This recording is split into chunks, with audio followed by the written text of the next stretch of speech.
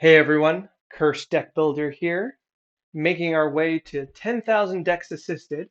And right now we have an Atraxa Praetors Voice Infect deck list here. This deck list comes from Callisto AU, and this is, let me pull up what they said. This is a proliferate based Infect deck. I feel it definitely needs refinement as it's terrible. Aim for this deck is power 8 or 9. I don't think it's terrible, but I can see that there's some changes to do. Before we get into it, as always, this deck list will be in the video description below, and I highly recommend you go and take a look at it before I go through it, or while I go through it, see what kind of changes you would suggest, and see if you think of anything I didn't think of. I'd love for you to comment below. So who is Atraxa, Praetor's Voice, and why are we using her?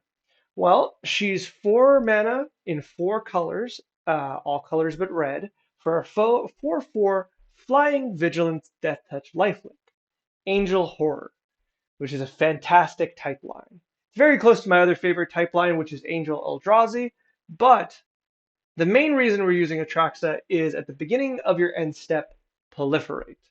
We love counters. Anything that puts a die onto any card or player, we love it, and we'd like to put some more of it. So, when we have an Infect deck, we're generally paying attention to Infect because players only need 10 Infect, poison counters, I should say, before they lose, and 10 is a lot less than 40 life. So, let's see what this deck looks like. The first thing we're going to do is we're going to look at the curve and close this ad, and we're going to see immediately one of the things that I think is kind of a problem with the deck is that the curve is pretty wonky. We've got a nice little start, but very quickly we can see we have 4 at 7, 3 at 6, 8 at and 10 at 5. That's quite a bit in the end, especially when we have otherwise such a nice curve. Now, before we get into it, I'm going to suggest one of the most powerful things about Infect as a commander mechanic, and especially with proliferate, and this counts for toxic too. Let's say with poison counters, is we want to stay low to the ground. We want to get our first few hits in so that everyone's infected, and then we're going to let the rest, like we're just going to play the deck as normal, stay close to the ground and let Atraxa just do her thing. If you think about it in a sense that Atraxa, once Atraxa's out, if everyone has, one poison counter, that's 9 turns that that guaranteed they're going to be dead. Now you might think 9 turns, that's awful. I mean, it is awful. If you think of Atraxa herself attacking, 7 attacks is lethal with Atraxa as a 4/4. But of course, we are going to do other things in order to proliferate faster. So I'm going to consider this deck to have 2 main stages. The put a infect counter onto someone's stage, and then proliferate stage. So with that in mind, let's think about what doesn't really belong and move from there. Well, first of all, you can see that a lot of these columns, except for creatures has it the worst, but most of these columns go, a nice little curve, and then at the end they kind of spike. Same thing here, nice little curve, bam. Nice little curve, bam. So our attention should be put at the bottom of these curves. Are these cards that we're adding in that dramatically increase the mana cost of the deck really worth it? And I'm going to say most of them, the answer is going to be no. So let's go from the left to the right because I want to end on creatures, even though Planeswalkers is there. So let's go to enchantments. Enchantments like Broker's Ascendancy look great. Ghostly Prison feels weird. We're not a defensive deck. I don't think you particularly need it. Norn's Decree works here. Rhystic Study's great. Corrupted Conscience feels like it's here because it gives a creature infect. This isn't the kind of deck that wants to steal a creature. You don't really have anything to do with that creature, and it's really easy for your opponents to beast within Corrupted Conscience and just get their creature back, amongst other things. So I don't think this is particularly strong. And Privilege, Position also feels weird. This is a lot of mana to protect Atraxa and a few other permanents. I don't think this is where you want to be. Once again, this is a deck. Half your proliferate effects are within instants and sorceries. They're not permanents. This isn't a permanent-based deck, so privileged position doesn't really belong here. I will interrupt this for a second to point out I'm going to be very critical with the deck because it is, in your words, you say it feels terrible. So we're going to try to cut out huge chunks of it and see what we can do with the remains. Looking over here to artifacts, we have a really nice clean amount for the first bunch. Um, Truth and Justice feels a little strange here because our creature count isn't very high, but I see why it's there. Grafted Exoskeleton also feels a little strange here because we already have a lot of creatures with Infect, but I do understand why it's there, so I'm not going to push on it too much. Parharmonicon is fine. It's fine. It's it's it's fine. It doesn't work with Atraxa.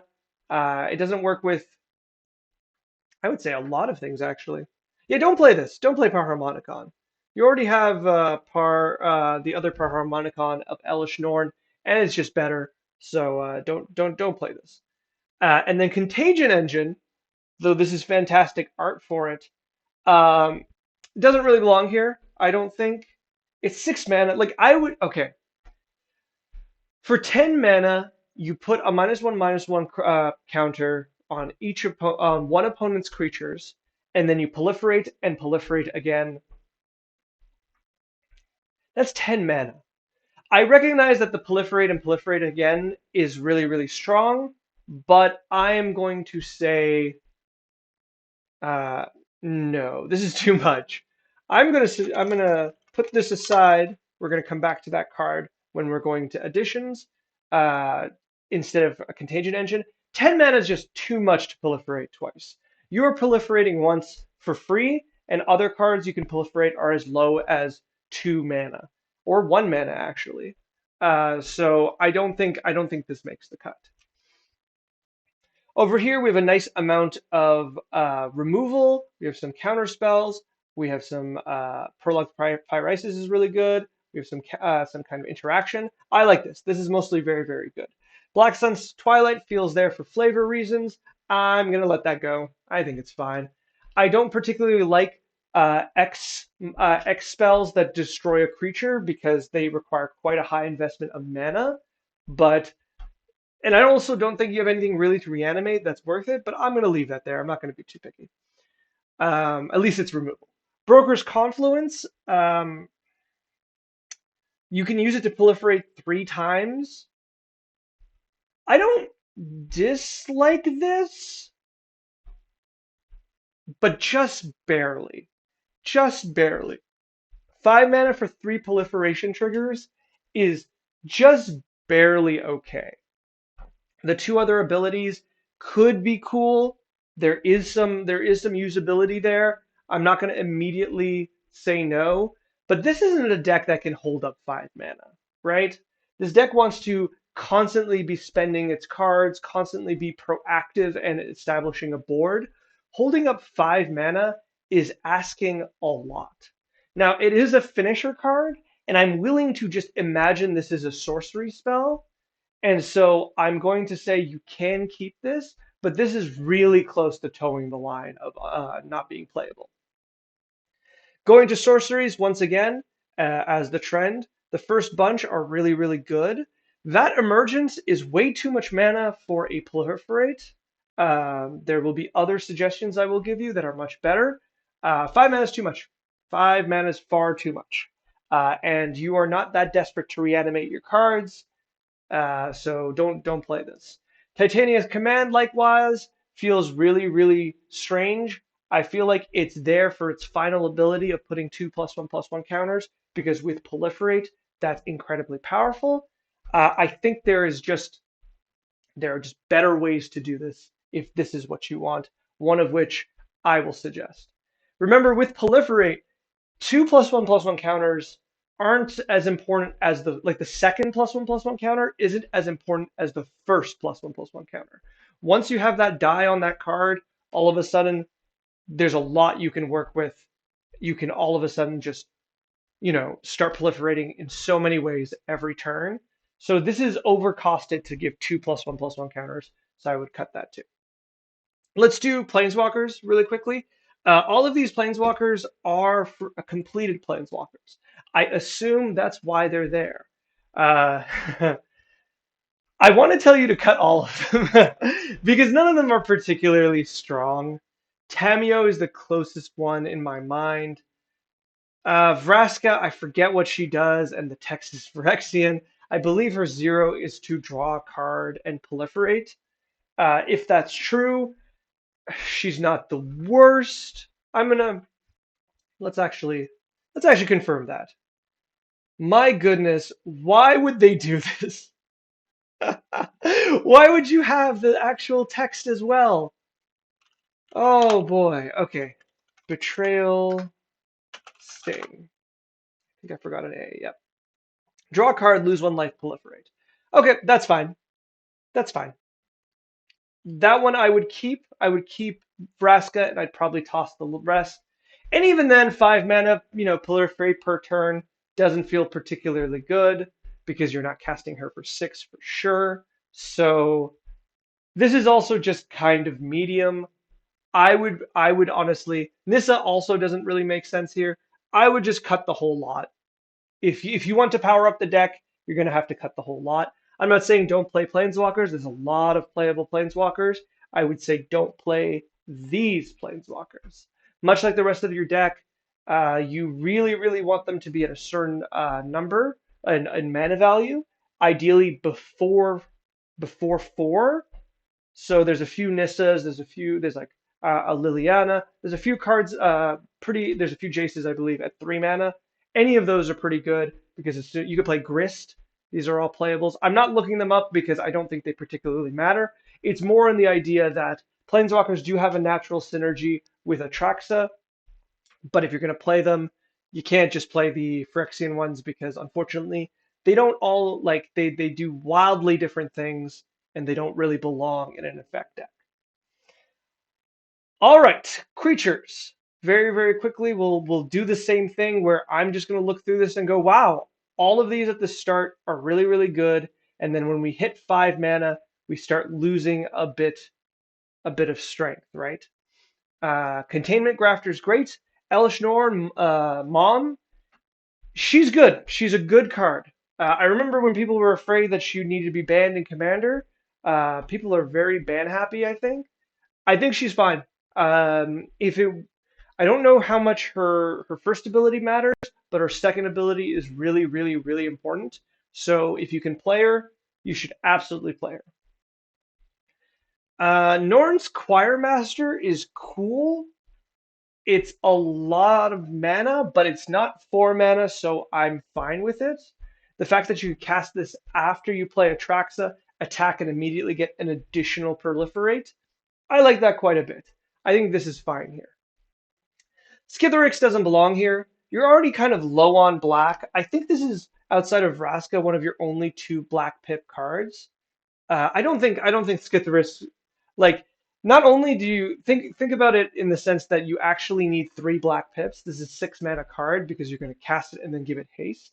That's a lot of black mana for a deck that just doesn't need that much black mana, and I think you're just really hurting yourself for not really a big benefit. Once again, that first infect counter is much more important. Don't get me wrong, 4 infect counters put someone really close to losing the game. If you consider it's technically 5 with Atraxa, it's just okay. I think it's just okay, and kind of too high mana in a deck for this to get away with that. Vishgraz is fantastic here. I play Vishgraz as one of my commanders in a non-infect deck, and so you might already understand that I'm going to be for it in an infect deck. Remember that when you play Vishgraz, you are not playing Vishgraz for his ability of being a really, really big boy. You are playing Vishgraz for the fact that he makes 3 mites. He has 3 mites. He works great with Mom because that's 6 mites. But much more importantly, 3 mites and Vishgraz almost guarantee poison counters being spread around. Probably at this point, you have one or two. You should have your opponents infected to a certain point, but Vishgraz makes it even easier to get those last few points of infect in to really speed up the rate that you're poisoning people out of the game. Once again, that extra line of text that says Vishgraz gets +1/+1 for each poison counter, don't even worry about it. In fact, I would just flat out ignore it because thinking about it and playing around it or planning on it can sometimes trip people up. People play Vishgraz and they keep their opponents alive because once a player leaves the game, the poison counters they have on them leave too, and Vishgraz will shrink. Don't worry about that. Do not keep players alive just so Vishgraz is bigger. It is absolutely not worth it. Take your opponents out and keep playing. You could even just consider this a menace toxic 1/3/3, and that's honestly more than enough. Vorinclex, I would be really hard on, but I'm not going to be because doubling poison counters on proliferate is really, really strong, and so I have nothing. I have nothing but good things, nothing but praise for our monstrous raider. Now we're at the last three. Atraxa doesn't belong in an Atraxa deck like this, unfortunately. Atraxa is too much mana. The Grand Unifier is too much mana, and you're not really that key. Like most of your cards you're going to want to get are going to be in matching, card types. For example, proliferate instances sorceries. You're going to want, if you reveal 7, you're going to want 2 of them in your hand. If you have a bunch of infect creatures, you're going to want multiple of them. Atraxa's kind of game plan, the Grand Unifier's game plan is to pull yourself ahead with a diverse hand that allows you to stay ahead in like kind of a mid-rangey plan. That doesn't work here. Here, the cards you need all match together with card types. And you might say, Curse Deck Builder, you just said there was creatures you want, instants you want, and sorceries you want. Why don't I pick those 3, get a free land, and be ahead? Yeah, I get that, but the problem is you're giving up some of the other cards that are just going to be so much more important. So, for example, if we look at something being able to, you flip and you've got Infectious Inquiry and Phryress's Outbreak both in the same pile, that's rough because those both represent another poison counter across, and you just don't get one of them. That can be really tough. In the same way that if you get something like Evolution Stage and Tekuthal in the same pile, that's also going to be really rough because you would really, really like those 2 cards together. Also, 7 mana is just far, far too much. Elish Norn also doesn't belong here. Though I love Elish Norn Grand Cenobite, it just doesn't belong here. There is an argument to be made that she can power down your opponent's creatures enough that you can attack with your infect creatures who are naturally very small, and you can do a really, really good attack. I don't know. I don't really think that matters as much as you know. I don't think that matters as much as we think. 7 mana is a lot without being able to use like reanimation strategies. I think I would be okay with Elish Norn the Grand Cenobite being the only 7 mana card, but it's close. I would say I'd say keep her for now and then, see if she performs well. Jin Gitaxias also stands out as being kind of just doesn't belong here. Just I agree that it's really cool that he can double up some of your proliferate spells. Um, Hold on. Thinking that out loud, that can be okay. Okay, play either Elish Norn or Jin Cataxius, Progress Tyrant, but only one of them. And only if you're prepared to double up your proliferate spells, but otherwise, yeah, I would. Okay, I've convinced myself into it. Play one of these. It doesn't matter which one. They're both really strong in different kind of play groups. I'm more interested in Jin Cataxius because he doubles up. He both sides of his text actually matter. It's something as people might know that the Praetors all have abilities that mirror. You get a benefit, and your opponents usually get the exact opposite benefit. But Jin Cataxius's benefit and detriment both are good for you, while as Elish Norn, you're mainly playing her for the detriment. Okay, let's see how we're doing.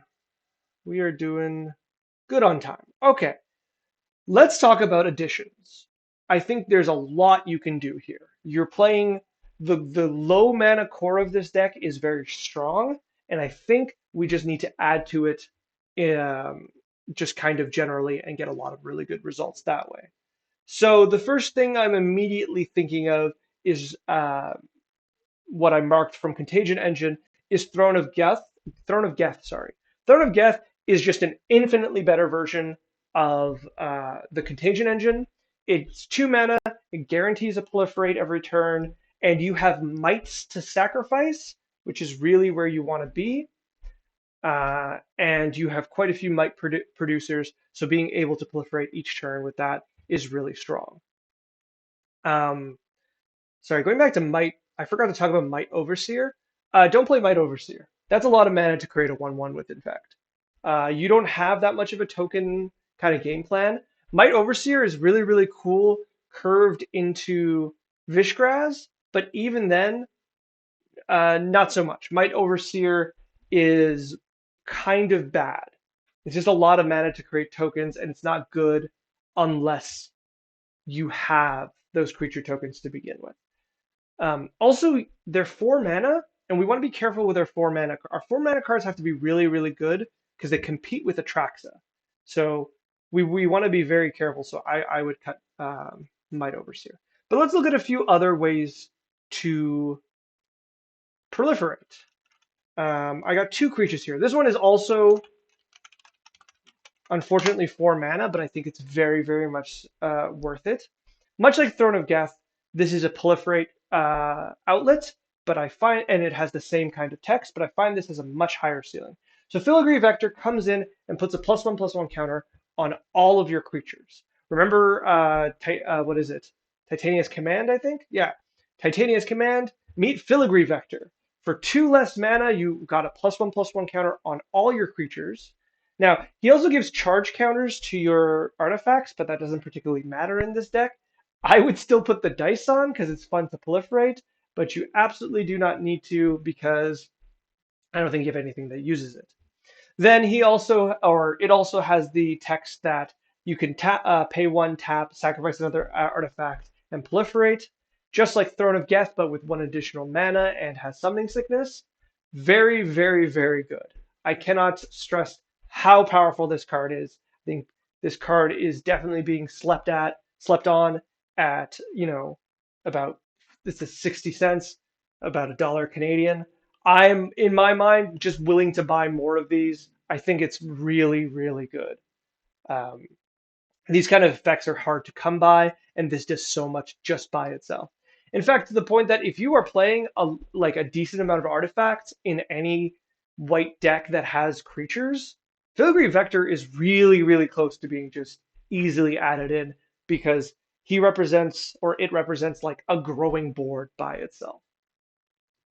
After that, the next one that comes to mind, Bloated Contaminator. Oh, Contaminator. There we go.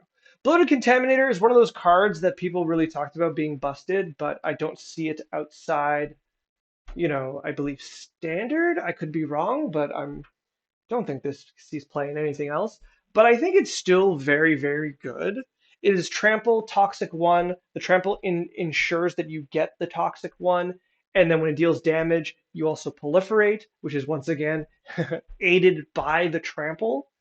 It's like the big brother to all of those 2 mana flying proliferate creatures. When they hit, they proliferate. Bloated Contaminator is just better in a lot of ways. There's going to be a lot of situations where your opponents cannot block completely a 4/4 trample, and this has just 2 really good on-hit effects. This gives 2 infect counters to the player it hits, and proliferates across the board otherwise. Okay, so let's also finish the job here and look at what our other proliferate options are.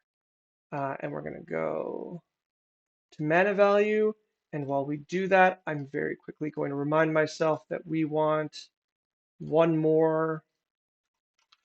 So rat. Players get poison, right? Yeah, Ichor rats. So before we look at proliferate, let's just look at Ichor rats as one other creature. Ichor rats is 3 mana and gives each player a poison counter. Just as before, that first counter is the most important one, and this one doesn't even need to hit your opponents in order to do that. Just cast Ichor rats, and all of a sudden, all your opponents have a poison counter. Technically, so do you, but I think you'll be okay. That's usually not very detrimental on your side, but never say never. It turns your opponent's proliferates into a way to actually harm you, but once again, they have to proliferate 9 times. All in all, this card is very, very good. You should be playing it as well. But let's take a look at the proliferate options that we are not using. And I would say immediately, I'm looking at Whispers of the Dross and Thirsting Roots.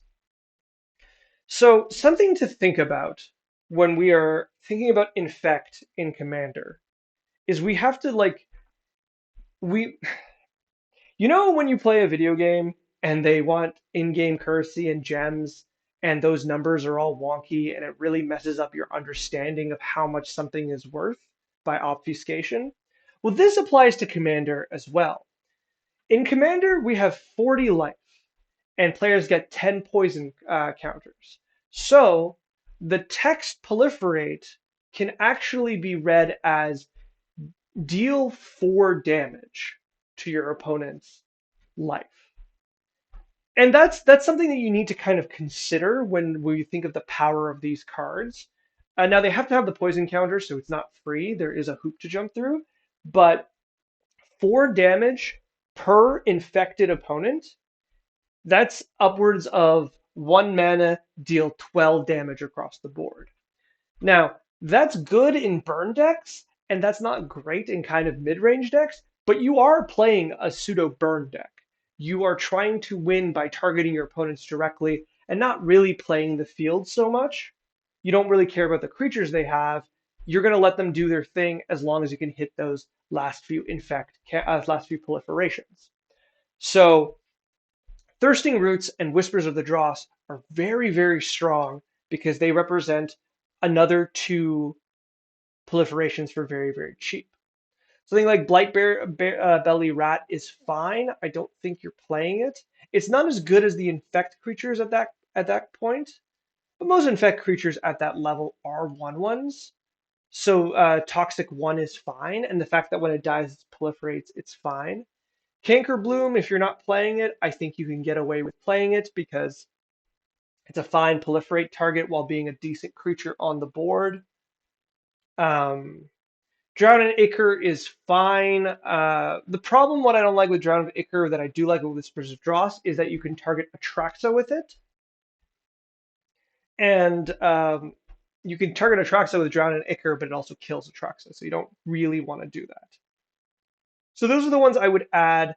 Throwing Bird and the ones that are creatures that need certain things to go off are a little less attractive, except for Flux Channeler, which I also think you should be playing. Flux Channeler is Evolution Sage's cousin. I mean, not literally, but pretty close. That says whenever you cast a non-creature spell, proliferate. Once again, just gives you a little more reach where all of your non-creature spells, in addition, proliferate, which is particularly good. Looking over here, if we're missing any of the other big ones at these mana costs, I don't think we are. Up to you for you to decide whether or not Grim Affliction and Steady Progress are the kinds of cards you'd like to have, where they are just kind of good cards to throw out there by holding mana, and they will just add another proliferation here or there. Very, very nice. So that would be my immediate addition in that way, is adding those 2 smaller ones. Sorry, we're going to go back to creature. I'm going to write toxic. A few lower cost proliferate cards are really strong, and likewise we'll look really quickly for a few lower cost toxic creatures. and I believe you're playing the ones that I would mostly play. Something like Pestilent Symphonor and its custom and its other cousin. A lot of cards have cousins today, which would be I can't remember. Flying Infect. Where are you? Plague Stinger. Plague Stinger and Pestilent Symphonor. Pestilent Siphoner are both really interesting to me, and I want to compare them to where are our 2 mana flyers? To Thrumming Bird. Thrumming Bird is a 1 and a blue attack proliferate. Those other flying attack on damage proliferate. The Siphoner and the other one whose name has already erased itself from my mind are both 1 and a black flying, and they will deal 1 poison counter.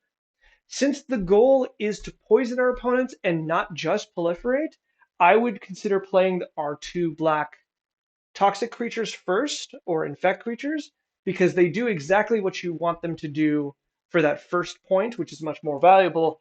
And after which, yeah, they're not as strong because you can't proliferate multiple players. So you are putting out less poison counters than Thrumming Bird would. But that first point of infect is really, really valuable. And so I would consider playing these to get that first little bit of damage in. And then looking if there's anything else I would play at that level. And the answer is not really. I think those additions should be fine. Then I'm going to look for anything else. How are we on time? Wow, we've gone quite a bit. I'm trying to find anything else I'd like to add, but I think that's the general direction I would do. I notice you're not playing all the signets. You're playing a 4-color commander with 4 different like on 4 mana. That's a big ask. I would probably take out Glistening Sphere, Commander Sphere, and I would just put in a few extra signets. Your mana is really important to you. Getting Atraxa out is incredibly important. So I think it doesn't like you should definitely try to get your mana in a way that you can ensure that Atraxa comes out, because Atraxa kind of like Atraxa is not needed for the deck to operate, but once she's out, the deck kind of comes together. So I would definitely consider playing more mana rocks to enable her in that way. And the last thing I'm going to say in terms of Infect, because I think it does bear saying, Infect as a strategy in both one-on-one and 4-player commander is a difficult strategy to do. I very much so highly recommend, reading up on Infect and how to play it well, because uh, Infect scares players. Players see your Infect and they panic. I don't know what it is. I think it's that weird obfuscation of damage thing I talked about earlier, where the actual damage of a Glistener Elf is really hard to really quantify, and that gets worse with creatures such as Bloated Contaminator, who represent a very strange amount of damage, and therefore it's just easier for players to label them as threats and just take them off the board. So you're going to find yourself being targeted a lot. And this thing of being targeted a lot amplifies as players gain more poison counters themselves. There's this very strange mentality in Magic players where they look at poison counters and they go, "Oh, this is terrifying because every poison counter is permanent. I can't stop it." But then if you ask them, "Do you run meaningful life gain in your deck?" And most of the time they'll say no. A lot of decks don't have any meaningful life gain. And it's like, okay, so damage is permanent too. There's no difference. But for some reason, that doesn't mean the same. I think they're used to taking damage. The poison counters are a little strange and, uncommon, so they steel themselves against it and kind of overreact. So for that in mind, you need to kind of play where the burst is at the end. So I showed you those cards that are 1 mana with proliferate, and if you have these cards in hand, you have to hold Whisper of the Dross the entire game, basically. Outside of getting a really important, corrupt mechanic where you need an opponent with three or more poison counters, or that proliferate enables a +1/+1 counter to go somewhere, or a -1/-1 counter to go somewhere. That's really important. Or you really need to give something -1/-1. I would be very, very careful with casting this card. This should be one of the last cards you cast. One of the things that enables players to not take you out of the game is that they feel safer at 6 poison counters than they do at 8. If you can keep them at 6 and then proliferate 4 times in one turn, you're going to win a lot easier than preemptively adding a counter with Whisper of the Dross, putting everyone to 7, and then trying to do the rest later. Every additional poison counter, the players are going to gang up on you. If each opponent is at 40 life and at 9 poison counters, but you lose the game, like you're taken out, all of the work you've done doesn't actually matter, right? All of a sudden they get that full clean that they were hoping for. That's the secret. There is a way to get rid of poison counters, and it's to defeat the infect player. So if you become arch enemy, it becomes the most efficient way to deal with you is player removal, as opposed to trying to stop all the things on board. Your opponents will try to take you out of the game because once they do, you are no longer like infect is no longer a threat. So you're gonna have a very specific mentality playing these kind of decks. That all said, I think this is a pretty good start of an infect deck. I can kind of see where the parts, what the decisions you were making that kind of are holding the deck back, and I think it's fine. A lot of decks start with like a flavor idea, having all these cards that are Phyrexian or from new Phyrexia or corrupted planeswalkers makes a lot of sense, but unfortunately doesn't build a cohesive deck. So hopefully these ideas will help. I do like the deck, and I really want to see the next draft because I think this is on its way to being a very good deck. And if you want to send me that draft, or if you want to send me any other draft of a deck, in the video description there is a form you can fill out and send me the deck. And if you'd like to comment, subscribe, like the video, do all that YouTube stuff, I would be very grateful because the channel is growing and any help is appreciated. All right. I'm excited to see another draft of this and to see more of your work. All right. Good luck.